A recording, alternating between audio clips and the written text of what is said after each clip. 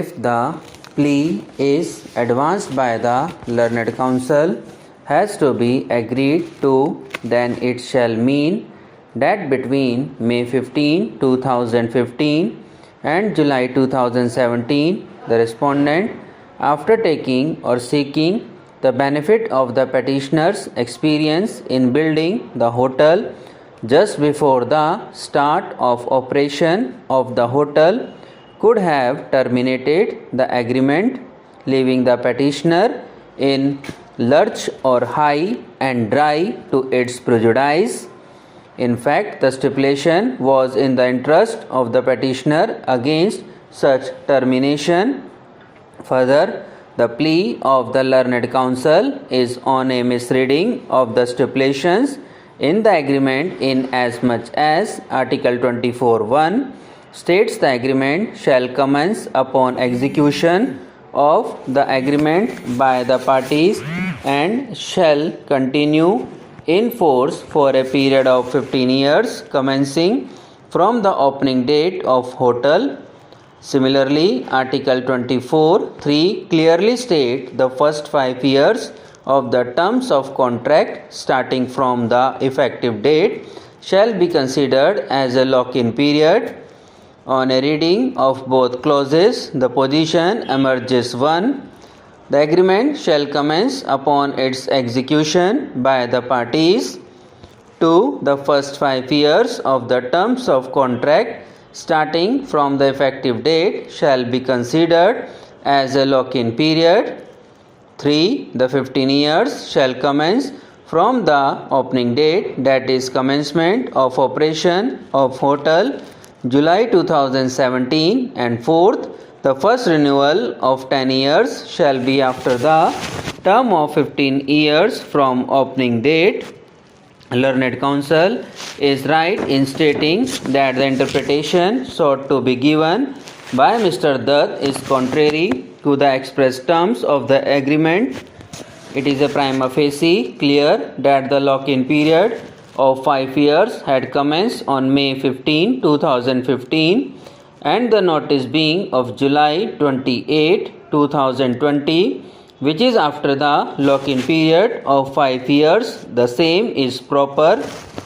In view of the above conclusion, the reliance placed by Mr. Dutt on the judgments in the cases of Gujarat Bottling Company Limited and others, and Escort Hotels and Resorts Private Limited and others, shall not be applicable in the facts of this case, in as much this court in the country development and management, by relying upon the apex court judgment in Gujarat Bottling Limited, on which reliance has been placed by the learned counsel, has held that the relief by way of interlocutory injunction is to protect the plaintiff against the injury of violation of his right, for which he could not be adequately compensated in damages recoverable in the action.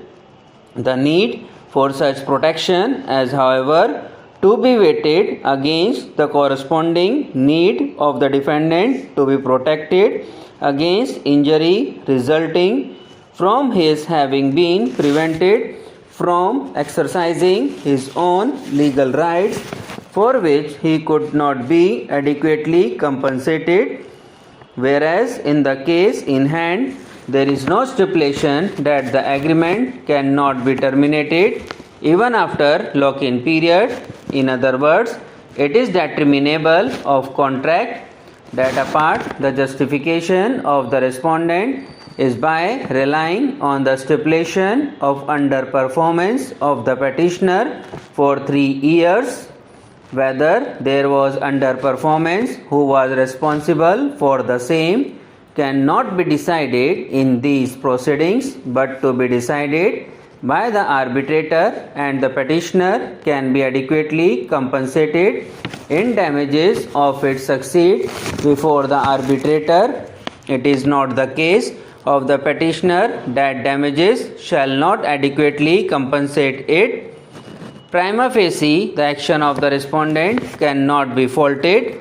Learned Counsel has rightly relied on the judgments in Royal Orchid Hotels Limited and Marriott International Incorporation and other, wherein the court has held that in view of Section 14(1) of the amended Act of the Specific Relief Act, the contract under the following category cannot be specifically enforced. The reliance placed by Mr. Dutt on the judgment of this court in Escort Hotels and Resort Private Limited and others, this misplaced as it is not applicable to the facts of this case, inasmuch as in the said case the appeal filed before this court was against an interim order passed by the learned arbitrator directing the parties to maintain status quo with respect to license area.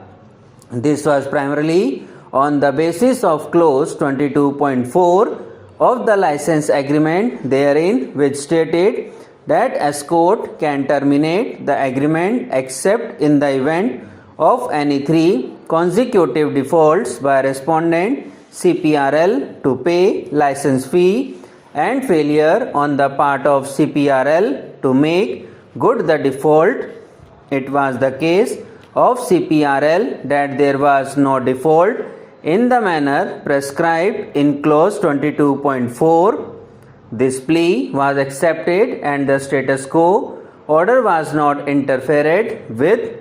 Similarly, the judgments relied upon by Mr. Dutt in the case of Adani Power Limited, Sandvik Asia Private Limited, in support of his submissions that nomenclature in an agreement is not important and agreement has to be interpreted harmoniously, giving effect to intent of the parties, have no applicability, as the said judgments are distinguishable on facts, and in view of my conclusion above, even the plea of that the respondent could not have terminated the agreement